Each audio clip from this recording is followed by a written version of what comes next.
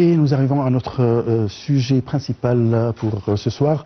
Il s'agit d'une tournée qui est effectuée par le Cheikh d'Al-Azhar, Cheikh Ahmed El-Taïb, en Europe, qu'il a mené dans plusieurs pays, dont le Vatican.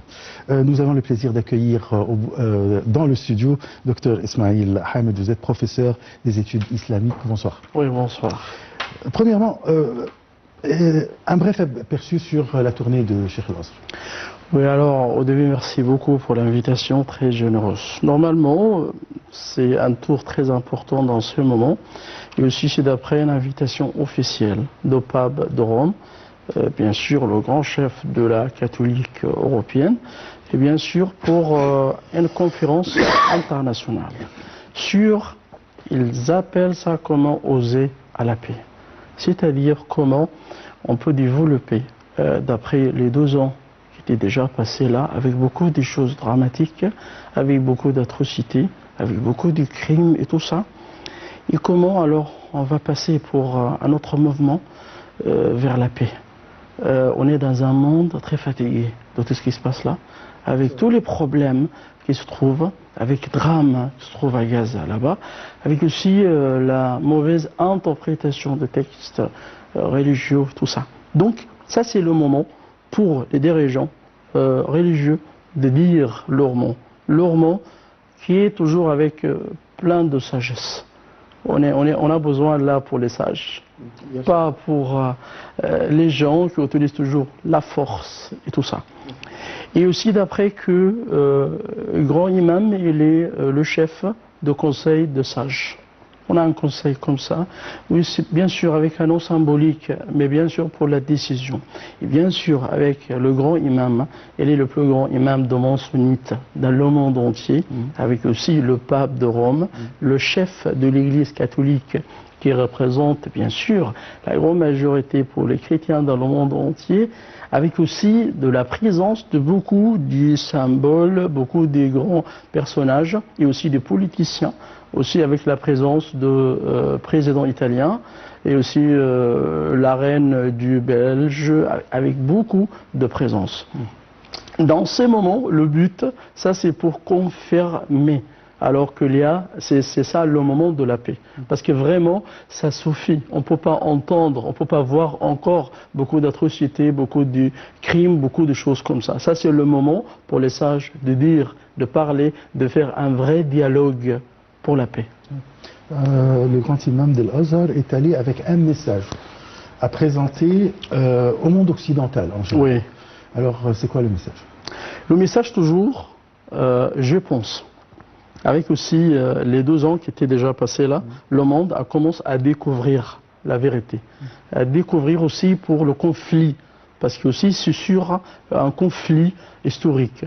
Normalement, pour leur dire, s'il vous plaît, nous avons la culture islamique de la modération. On est très modéré. Il ne faut pas toujours généraliser pour les musulmans. S'il y a certains groupes, certaines nations qui appliquent une sorte du radicalisme dans leur pensée, il ne faut pas généraliser tout ça pour tous les musulmans. Non, pas tous les musulmans comme ça. Parce qu'il y a toujours, vous savez qu'avec la culture européenne, occidentale que vous avez bien sûr, tout ça, il y a toujours des problèmes dans les médias en Europe. Mais maintenant, je pense qu'il y a beaucoup de changements, beaucoup de sympathie. Alors avec les Palestiniens, avec les Arabes, avec les musulmans, et le monde commence à découvrir la vérité alors qu'on a déjà essayé pour dévoiler, pour cacher tout ça. Parce que les vidéos, tout ce qui se passe là-bas, c'est très clair devant tout le monde. On ne peut pas défendre ce qu'est l'indéfendable ou ce qu'on ne peut pas défendre. Il y a des crimes devant nous. Donc, alors, maintenant, je pense la sympathie, alors qu'il se trouve dans le monde entier, avec les manifestations de beaucoup de, bien sûr, manifestants européens. En Italie, qui peut imaginer avant 12 ans qu'il y a 2 millions d'Italiens qui manifestent dans les grandes places d'Europe contre les atrocités israéliennes et tout ce qu'ils font là-bas, avec beaucoup de slogans, bien sûr, Alors, couvrant avec beaucoup de mensonges normalement. Ça, c'est la terre de peuple, tout ça depuis 3000 ans, c'est Dieu qui nous a donné. Non, ça, c'est toujours, on découvre que c'est n'importe quoi là.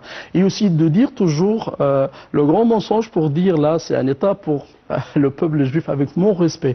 Toujours, je distingue entre le judaïsme comme une religion céleste et tout ça, et le sionisme. Ça c'est très clair, on peut distinguer entre tout ça. Et comment me dire par exemple, aussi ça c'est des choses que le grand imam, alors il va parler avec les Européens, avec le peuple d'Europe, comment me dire là qu'il y a un État démocratique qui se prétend, ou qui prétend pour la démocratie, on est très comme ça par rapport aux valeurs occidentales et tout ça. Et en même temps, on parle d'un État raciste, d'apartheid, régime d'apartheid, et en même temps de dire que c'est un État juif.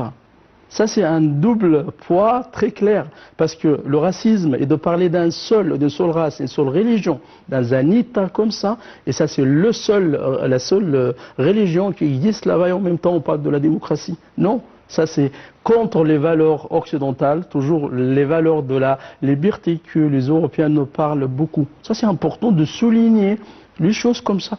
Ça, c'est de grands paradoxes. Ça suffit de dire, alors le mensonge comme ça et les remords comme ça. Démocratie avec la religion et un État juste pour comme ça. Et quand on dit là, pour dire avec mes amis, soit français comme ça, si je dis par exemple, l'Égypte c'est un pays juste pour les musulmans, ça c'est acceptable pour vous? Pas acceptable, parce qu'on a là les citoyens avec des religions différentes, avec aussi toujours des choses. Et Dieu a créé l'humanité avec la différence, il faut accepter la différence. La différence, ça c'est très important. Et aussi la différence qui enrichit la vie. Et on dit toujours, tout le monde sont tous de même pensée. Ça marche pas la vie. Il faut toujours trouver des pensées différentes, de droite et à gauche et tout ça. Ça enrichit la vie. Ça, c'est important pour l'acceptance de la différence. Oui, la richesse culturelle. Oui, c'est ça. Vous voulez dire que, bon, ces dernières 20 ans, oui. Il y a eu partout le mot dans les journaux, la presse, etc., le terrorisme islamique. Alors, est-ce qu'aujourd'hui, après tout ce qui s'est passé à Gaza, est-ce que le regard des gens dans le monde entier, non seulement les Occidentaux, a changé? Est-ce qu'ils ont vraiment compris? Bien sûr, avec la souffrance que le peuple palestinien qui souffrait pendant tout ça, les atrocités qui se passent là-bas, les crimes qui étaient là-bas pendant 2 ans, mais il y a aussi petite lumière, alors dans ténèbres comme ça. Ça c'est très clair. Comme déjà dit que le monde commence à découvrir la vérité. Il n'y a pas de chose qui se rattache avec la violence islamique. S'il y a la violence islamique, il y a la violence juive, il y a la violence chrétienne. Il ne faut pas toujours se rattacher ou rattacher. De faire un lien entre le radicalisme avec la religion. On connaît bien, moi je suis un spécialiste de religion. Toujours les bases de toutes les religions appellent à la paix, à accepter les autres et tout ça. Mais le problème pour certains groupes là, pour la mauvaise interprétation alors de quelques textes comme ça. Le problème que les vagues contre l'islam en Europe, vagues sionistes, maçonniques et tout ça, alors ça c'est contre l'islam. Et pour vivre et pour renforcer leurs idées qui est contre l'islam, c'est toujours l'islam pour montrer avec cette forme-là. Comment cela de comprendre même là les événements qui étaient déjà passés avec 11 septembre et tout ça, on commence à savoir et à découvrir que c'était un grand remords, c'était un grand mensonge là, et il y a d'autres choses ou d'autres groupes qui étaient derrière tout ça, ce même État alors qui prétend maintenant de la démocratie et de la religion, tout ça. Non, le monde commence à découvrir, et ça c'est très clair dans les visions qu'on regarde, les manifestations dans tous les pays européens, on regarde l'Espagne, l'Italie, et même en Angleterre, le pays qui a un problème avec l'islam, même aux États-Unis. Alors c'est incroyable tout ce qui se passe maintenant. Maintenant, la violence islamique, il ne faut pas dire, il ne faut pas utiliser ça. Parce que, alors, si on peut dire ça, il faut dire les autres choses là. Et comment ceci de parler pour un État terroriste? Et je pense que l'État terroriste, elle est très connue maintenant. Tout le monde parle, et même dans les médias américains, commence à discuter. Alors comment nous, là, on dépense l'argent de notre de taxes et tout ça pour les citoyens américains qu'on donne pour un État. Alors c'est juste pour frapper les autres, les voisins, et pour faire aussi avec un faux rêve de faire un grand Israël avec tout ça. Ça c'est bien sûr, on est dans un moment très important pour le changement. Alors, tout ce qui se passe, oui, des remords qui étaient déjà propagés dans le monde. Il y a un avantage aussi, bon, un avantage, c'est un grand mot. Okay. Mais ce qui s'est passé à Gaza a fait une nouvelle génération. La nouvelle génération en Europe commence à comprendre ce qui se passe grâce aux médias sociaux et tout ça, parce qu'ils regardent maintenant en direct. C'est incroyable. Là, le Cheikh d'Al-Azhar est allé au Vatican. Bon, il doit, je ne sais pas s'il a rencontré ou il doit rencontrer le pape de La conférence était le 25 jusqu'à 28. Oui, bien sûr. Il y a beaucoup de choses entre ces deux hommes qui sont considérés les plus grands personnages religieux. Oui, chefs religieux, soit musulmans, soit chrétiens. Oui. Ça, c'est important. Mais aussi, c'est la première visite pour Cheikh Al-Azhar, le grand imam, avec le pape de Rome. Ça, c'est aussi une chose importante pour les deux grands personnages, pour les deux grandes religions dans le monde, pour se discuter. Okay? Et comme vous avez déjà dit que, par exemple, en Occident, alors, mais les petites générations, alors qui seront dans des dizaines d'années et seront les responsables, les dirigeants, là-bas, ceux qui dirigent, les ministres, les présidents et tout ça, et il y a un grand changement. Et même aux États-Unis. Moi, je regarde toujours les médias européens, tout ça. Je regarde incroyable. Même là, les démocrates, maintenant, aux États-Unis, presque contre Israël. Ils sont contre le lobby de IPAC et tout ça. Et maintenant, ça commence. Ceux qui, avant tout ce qui se passe là, avant 2 ans, c'est lui qui ose de parler de IPAC, le mouvement qui donne un soutien infiniment pour Israël et pour la finance et pour tout ça. Maintenant, c'est un abus là. Donc c'est un insulte.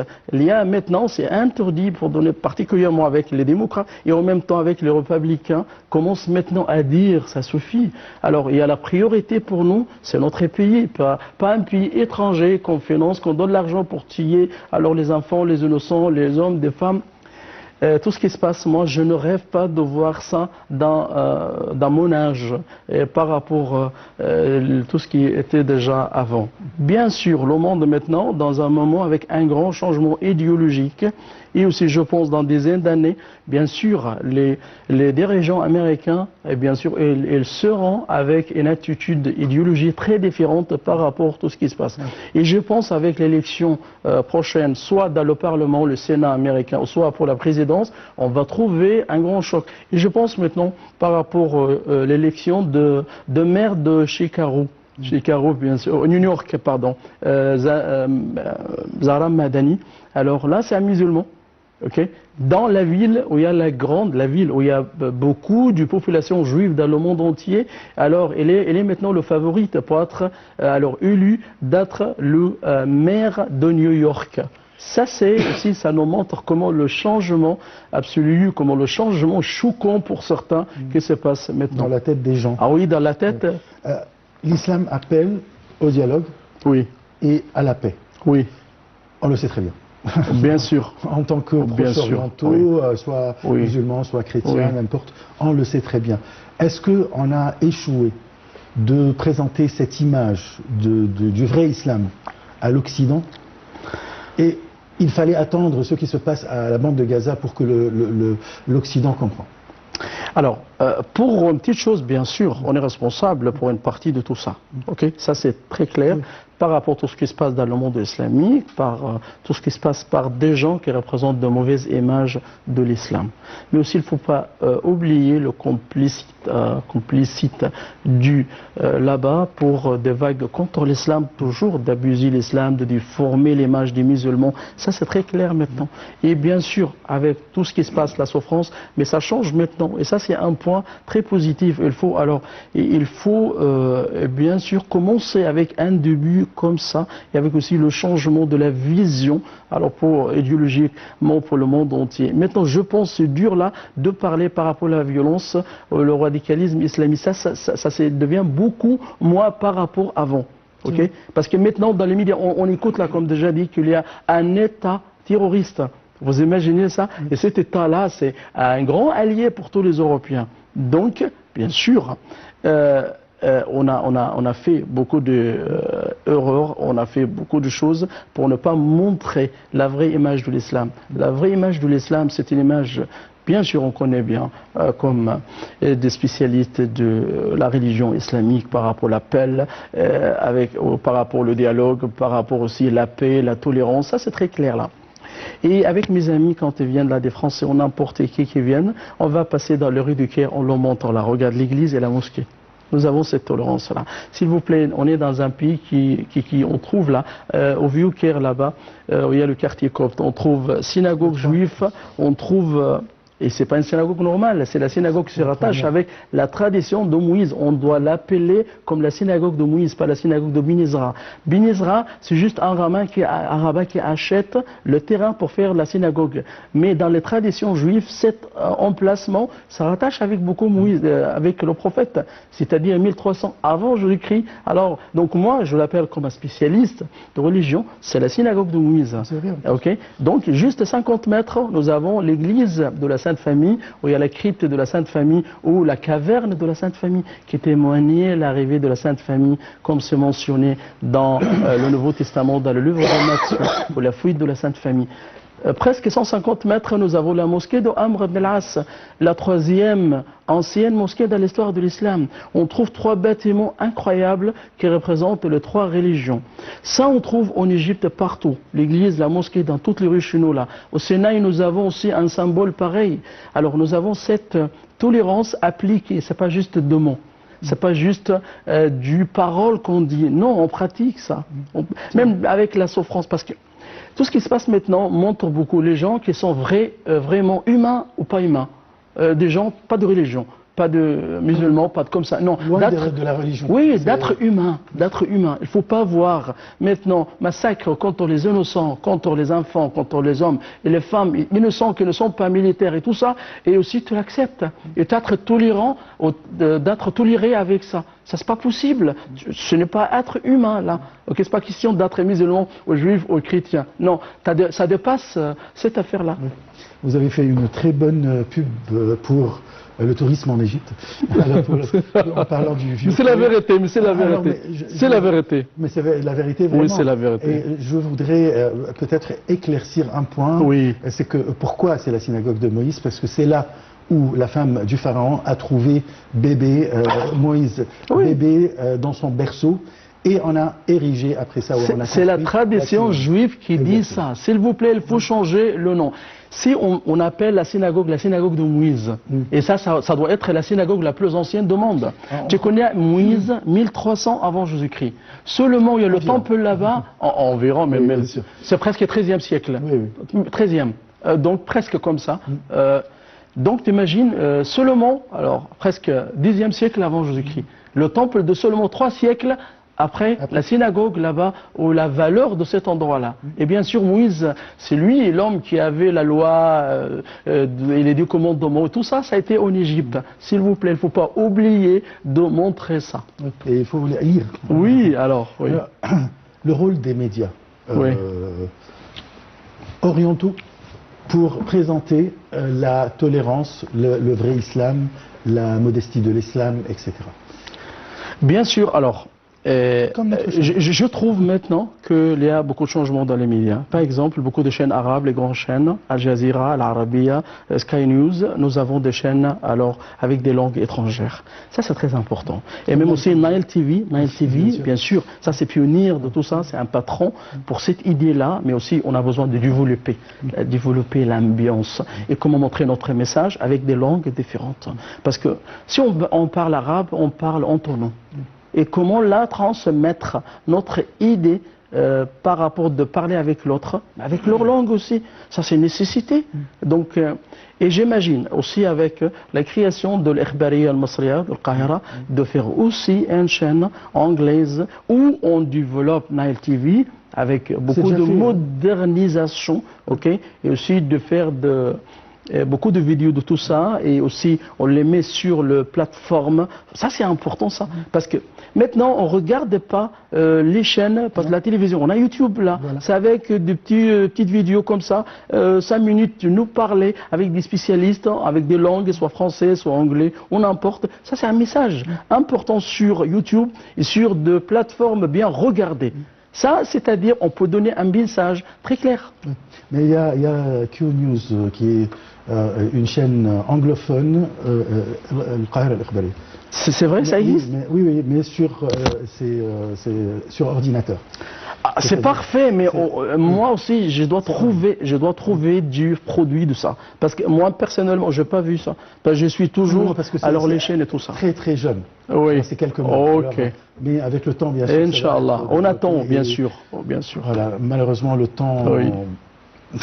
Très rapide. Oui. Merci beaucoup, Dr Ismail Hamed. Je rappelle que vous êtes professeur des études islamiques. Merci pour ces éclaircissements, puisque vous avez quand même visité beaucoup de pays occidentaux et vous avez discuté avec les gens et tout. Et maintenant, comme vous le dites, et c'est très important, il y a un changement dans l'image et dans le regard vers l'islam. Oui, c'est ça. Je vous remercie beaucoup. Merci beaucoup. Très très bonne soirée. On se donne un rendez-vous demain à la même heure. Au revoir.